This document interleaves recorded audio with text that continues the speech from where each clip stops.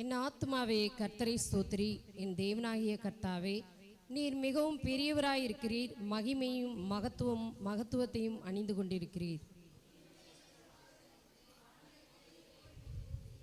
தமது மேல் வீடுகளை தண்ணீர்களால் மச்சுப்பாவி, மேகங்களை தமது ரதமாக்கி காற்றினுடைய செட்டைகளின் மேல் செல்லுகிறார்.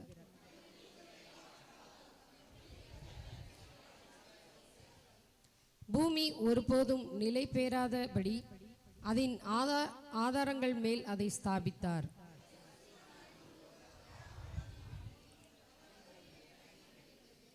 அவைகள் உமது கண்டீதத்தால் விலகியோடி உமது குமுறலின் சத்தத்தால் விரைந்து போயிற்று.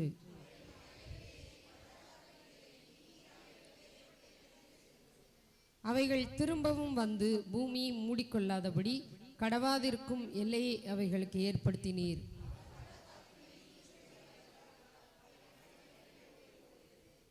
அவைகள் வெளியின் ஜீவன்களுக்கெல்லாம் தண்ணீர் கொடுக்கும். அங்கே காட்டுக்கழுதைகள் தங்கள் தாகத்தை தீர்த்து கொள்ளும்.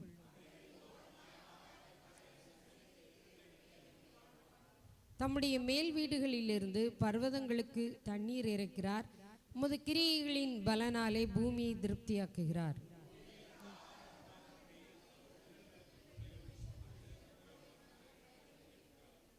மனுஷனுடைய இருதயத்தை மகிழ்ச்சியாக்கும் திராட்சை ரசத்தையும் அவனுக்கு முகக்கலையை உண்டு பண்ணும் எண்ணெயையும் மனுஷனுடைய இருதயத்தையும் ஆதரிக்கும் ஆதாரத்தையும் விளைவிக்கிறார்.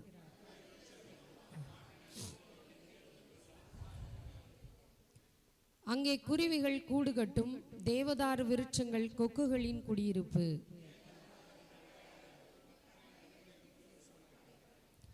சந்திரனை காலக்குறிப்புகளுக்காக படைத்தார்.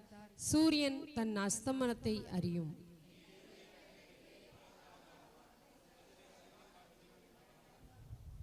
பாலசிங்கங்கள் இறைக்காக கர்ஜித்து தேவனால் தங்களுக்கு ஆகாரம் கிடைக்கும்படி தேடும்.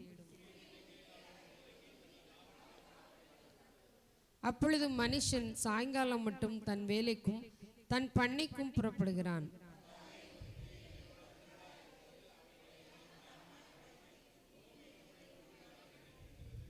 பெரிதும் விஸ்தாரமான இந்த சமுத்திரம் அப்படியே நிறைந்திருக்கிறது. அதிலே சஞ்சரிக்கும் சிறியவைகளும் பெரியவைகளுமான எண்ணிறந்த ஜீவன்களும் உண்டு.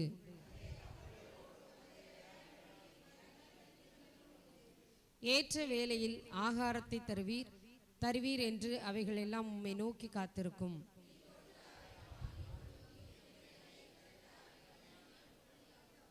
நீர் உமது முகத்தை மறைக்க திகைக்கும். நீர் அவைகளின் சுவாசத்தை வாங்கிக் கொள்ள அவைகள் மாண்டு தாங்கள் மண்ணுக்கு திரும்பும்.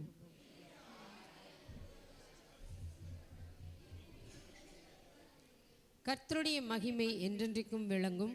கர்த்தர் தம்முடைய கிரியைகளிலே மகிழ்வார்.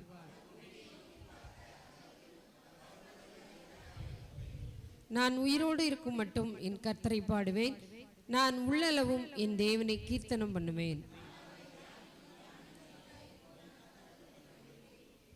பாவிகள் பூமியிலிருந்து நிர்மூலமாகி துன்மார்க்கர் இனி இராமற் போவார்கள். என் ஆத்துமாவே கர்த்தரை ஸ்தோத்திரி. அல்லேலூயா.